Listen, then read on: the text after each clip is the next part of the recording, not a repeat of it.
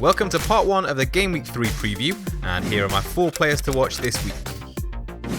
First up is BARKLEY.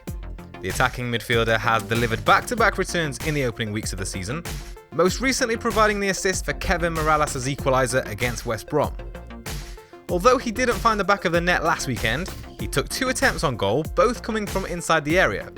The frequency of shots taken from inside the area so far is a big improvement from last season, where the majority of BARKLEY's shot on average came from outside the box. BARKLEY will take on Stoke at home next, who are without a win so far. They've conceded 5 goals in the opening 2 games of the season, which is the joint highest in the league. The next player to watch is COSTA. Costa made it 2 goals in 2 games with a late winner against Watford to see his side take the 3 points.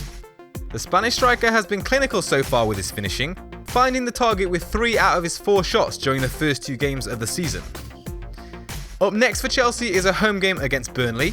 Although the newly promoted side managed a surprise 2-0 win over Liverpool last game week, they've actually conceded the most attempts on goal so far this season, which certainly bodes well for Chelsea and Costa. Next up is DUSAN TADIC. TADIC is the creative spark in Southampton's midfield. Although the Serbian has failed to deliver points so far this season, his underlying stats have looked very promising. He's taken 8 attempts on goal, with 3 coming from inside the area and 2 hitting the target.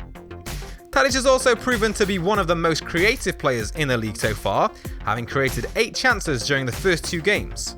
Swansea's Wayne Routledge is the only player to have created more.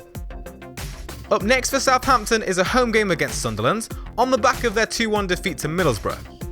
On average, Sunderland have conceded 1 goal for every 6 attempts conceded during the first 2 games.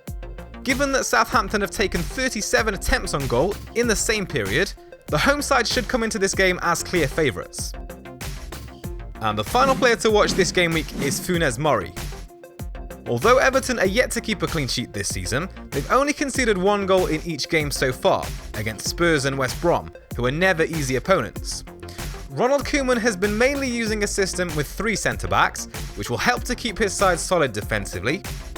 Once Ashley Williams is able to slot in, presumably at the expense of Mason Holgate, Everton will have a very experienced back line. Funes Mori also carries attacking potential and always looks threatening from set pieces. He's averaged 1 attempt on goal in each game so far. Up next for Everton is a home game against Stoke. They've managed just 4 shots on target in the opening 2 games of the season, which ranks them 19th in that respect, with Watford being the only team to have taken less. So let me know in the comments whether you agree or disagree with my picks.